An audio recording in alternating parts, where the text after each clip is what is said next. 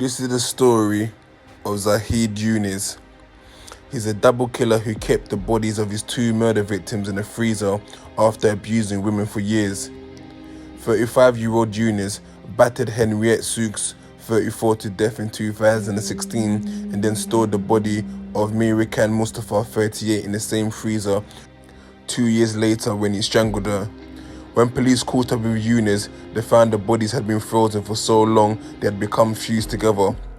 Manipulative and controlling, Younis has a history of abusing women and was jailed for getting a child bride pregnant when she was 14 after marrying her in a mosque. Police saw him at a one-bedroom flat he rented in Canning Town as a registered sex offender in 2016, not knowing the body of Mrs. Sookes was entombed in the ice yards away.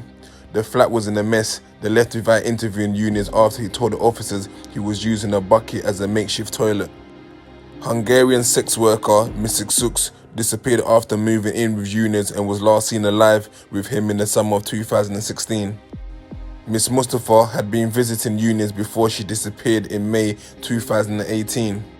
Police only found their bodies when Younis fled the flat in Vancouver Close and was reported missing in April last year. They had to crowbar open the locked freezer, which had been hidden in the electricity meter cupboard, and found the two bodies, which were decomposing rapidly after the electricity was cut off. Both women had suffered appalling injuries, including multiple broken ribs. Younis, who has flower tattoos on both sides of his neck, had abused girlfriends for many years and left one partner with a broken arm in 2007. He married a 13-year-old girl in a Walthamstow mosque when he was 20 and admitted unlawful sexual activity with a child the following year in 2005 when she fell pregnant. Younis also admitted common assault after he put the teenager in a headlock to drag her out of a supermarket. She was introduced to him when she was 12 and they began sexual relationships when she was 13. A year later, they were married in an Islamic ceremony at a mosque in Walthamstow. Younis was given 30 months for having sex with her, and in 2005 and 2008, he was jailed for breaking the arm of another teenage lover in 3 places. He was sentenced to nearly 5 years imprisonment after making 2 counts of wounding and 1 charge of actual bodily harm against the 17-year-old. Younis had her covered in bruises and isolated from her friends while threatening to set her family home on fire if she confided in anyone about the abuse. Another girlfriend who went on to have his child was locked in an airing cupboard for hours by Younis. He also imprisoned her in a telephone box when she tried to call her mother and threatened to throw her in front of a train. Both of his murder victims were vulnerable women living somewhat chaotic lives characterized by periods of homelessness and addiction to Class A drugs.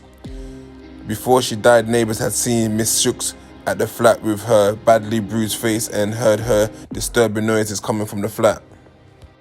She had been forced to convert to Islam by Younis, but wrote to him begging forgiveness for doubting him, saying, "I got disillusioned just because of some slaps in the face." Neighbors also saw Miss Mustafa with marks around her neck, but Younis claimed she had been drinking too much and tried to kill him. Body cam material played at the court showed PC Omar Naheem shining a torch through Younis' abandoned flat to find the locked freezer with a Zimmer frame on top of it. The officer could be heard saying, "Wait, there's a foot there," to his colleague before bodies came into view. Younis claimed Mr. Sookes died mysteriously on his sofa and said 2 men called Ted Jolly and Tommy Farmer turned up outside his house with Miss Mustafa's corpse stuffed in a wheelchair bin. He said they told him to burn Miss Mustafa's body and dispose of her clothes off Southend Pier. Younis was found guilty and given a life sentence and ordered to serve a minimum of 38 years in prison.